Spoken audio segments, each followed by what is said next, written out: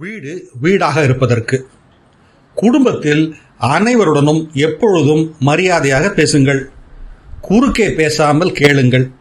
சத்தம் போடாதீர்கள். அமைதியாக விவாதியுங்கள். வீட்டு வேலைகளில் ஒருவருக்கொருவர் ஒத்தாசை செய்யுங்கள். நீங்கள் தவறு செய்திருந்தால் மன்னிப்பு கேளுங்கள். சாப்பிடும் பொழுது கண்டிப்பாக மொபைல் போன் பயன்படுத்தாதீர்கள். வாரந்தோறும் அனைவருடனும் நேரம் செலவழியுங்கள். பிரச்சனைகளை தீர்த்து விடுங்கள். புதைத்து வைக்காதீர்கள். குடும்பத்தினரின் வெற்றியை கொண்டாடுங்கள். குடும்பத்தினரை ஒருவருடனும் ஒப்பிட்டு பேசாதீர்கள். நேர்மையாக இருங்கள். சிரமமான நேரத்திலும் குடும்பத்தினரின் கௌரவத்தை பொதுவெளியில் பாதுகாத்திடுங்கள். குடும்பத்துக்குள் கொடுக்கும் வாக்குகளை நிறைவேற்றுங்கள். முரண்பாடுகளை தனிப்பட்ட முறையில் கையாளுங்கள்.